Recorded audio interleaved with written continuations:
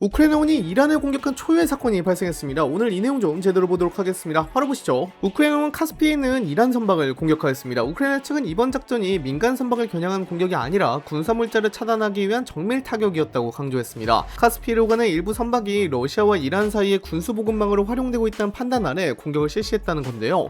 우크라이나는 해당 선박이 러시아군에 투입되는 드론과 미사일 관련 부품을 운반하고 있었으며 전쟁 수행 능력을 유지하는 데 직접적으로 기여하는 수송망이었다고 설명했습니다. 이러한 이유로 국제법상 군사적 목적을 가진 표적으로 판단했다는 입장도 함께 내놓았습니다.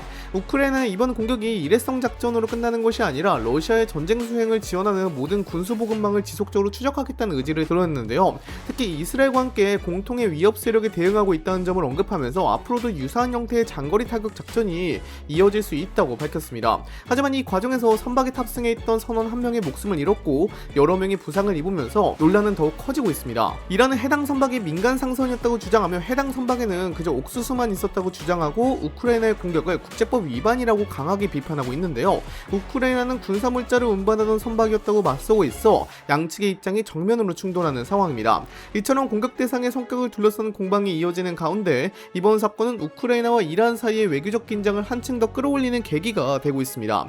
어찌됐건 우크라이나의 공격으로 이란 선박에서 인명피해가 발생한 만큼 이란 정부도 즉각 강경 대응에 나섰습니다. 이란 외무부는 테헤란 주재 우크라이나 임시대리 대사를 외무부로 소환해 이번 공격에 대해 공식 항의했는데요. 이 자리에서 이번 사건을 적대적이고 불법적인 행위라고 규정하며 자국민의 생명과 국가안보를 위협한 행동에 대해서는 필요한 모든 조치를 취하겠다는 입장을 전달했습니다. 외교적 항의를 넘어 향후 대응 가능성까지 공개적으로 언급하면서 우크라이나에 강한 경고를 보낸 것입니다. 이란 내부에서도 강경한 목소리가 빠르게 커지고 있는데요. 정치권과 보수 성향 인사들을 중심으로 우크라이나에 대한 직접적인 보복이 필요하다는 주장이 잇따라 나오고 있습니다. 특히 카스피에서 벌어진 일은 흑해에서 대갚아야 한다는 발언까지 등장하면서 보복 여론은 더욱 거세지고 있습니다. 일각에서는 현재 약 2000km 수준으로 알려진 탄도미사일 사거리 제한을 다시 검토해야 한다는 주장도 제기되고 있는데요. 향후 우크라이나를 직접 사정권에 들 수 있도록 군사적 제약을 완화해야 한다는 의견까지 나오고 있는 상황입니다.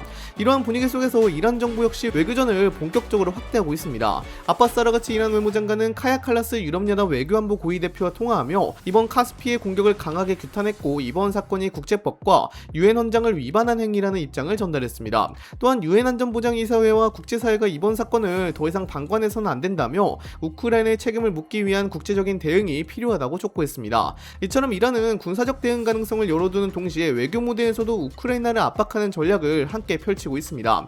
무엇보다도 이번 사건 이후 우크라이나 내부에서는 이란의 향후 움직임을 예의주시해야 한다는 목소리가 커지고 있습니다. 특히 이란이 군사적인 방식으로 보복에 나설 경우 우크라이나 역시 즉각 대응해야 한다는 강경 여론이 확산되고 있는데요. 현지 정치권 일각과 군사 전문가들을 중심으로는 이란이 직접적인 공격에 나설 경우 우크라이나도 장거리 드론 전력을 활용해 이란 내 군사적으로 중요한 거점에 대한 보복 작전을 검토해야 한다는 주장까지 나오고 있습니다.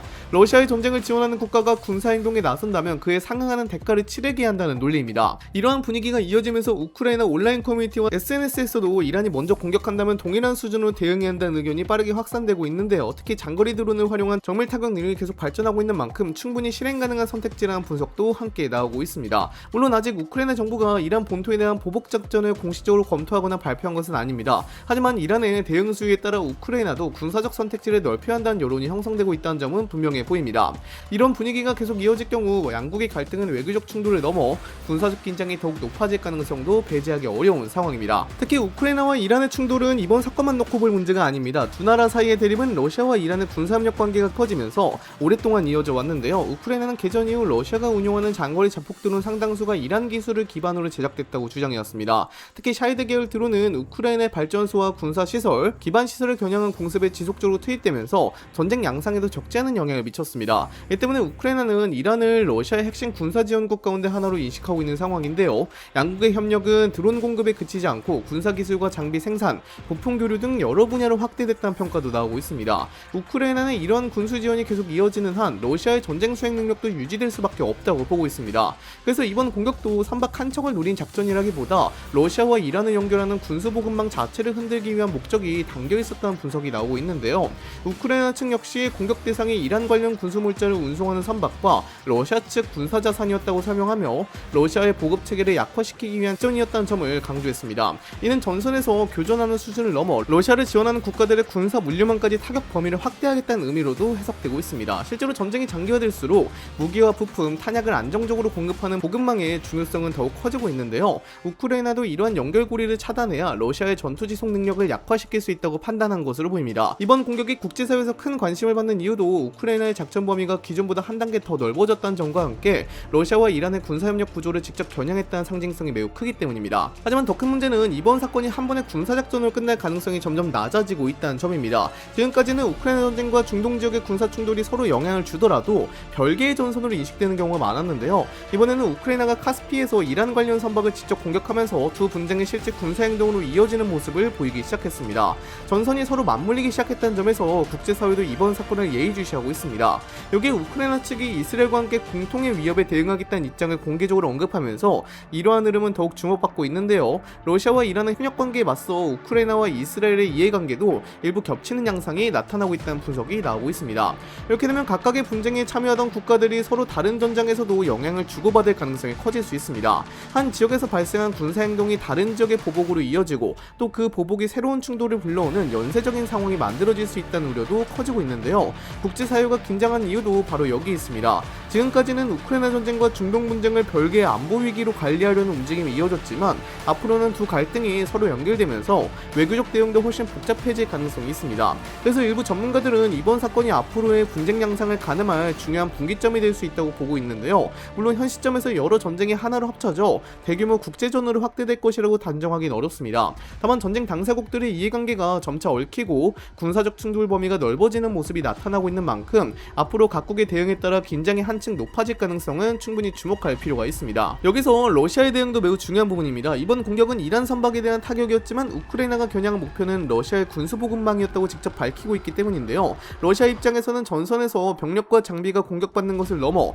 전쟁을 유지하기 위한 후방 보급 체계까지 위협받기 시작했다는 의미로 받아들일 가능성이 있습니다. 특히 전쟁이 장기화된 상황에서는 무기와 탄약, 각종 부품을 안정적으로 공급하는 것이 전투력 유지의 중요한 요소인 만큼 이러한 수송 경로가 계속 위협받는다면 러시아도 대응 방식을 바꿀 가능성이 제기되고 있습니다. 일각에서는 러시아가 카스피해 일대의 해상 경비를 더욱 강화하거나 군함과 항공기를 추가로 배치해 군수 물자 수송을 직접 보호하는 방안을 검토할 수 있다는 분석도 나오고 있는데요. 또 이와 함께 이번 사건을 계기로 러시아가 이란과의 군사, 외교 공조를 이전보다 더 긴밀하게 가져갈 가능성도 거론되고 있습니다. 일부에서는 러시아가 이란의 안보 우려를 적극 부각시키면서 양국 협력을 더욱 강화하려 할 것이라는 전망도 나오고 있는데요. 만약 이란이 이번 사건을 계기로 다른 지역에서 군사적 대응에 나선다면 러시아 입장에서는 또 다른 참전국을 구하는 것이나 다름이 없습니다. 그렇기 때문에 북한과 더불어 이란을 참전시키게끔 유도하여 전쟁을 더 키우고 자신에게 유리하게끔 판을 짤 가능성도 있죠. 물론 이러한 시나리오가 실제로 추진되고 있다는 근거는 아직 확인되지 않았습니다. 다만 이번 사건이 러시아와 이란의 전략적 이해관계의 새로운 변수가 될 가능성은 충분히 제기되고 있는 만큼 앞으로 양국이 어떤 방식으로 협력을 확대할지 국제사회도 예의주시하고 있습니다.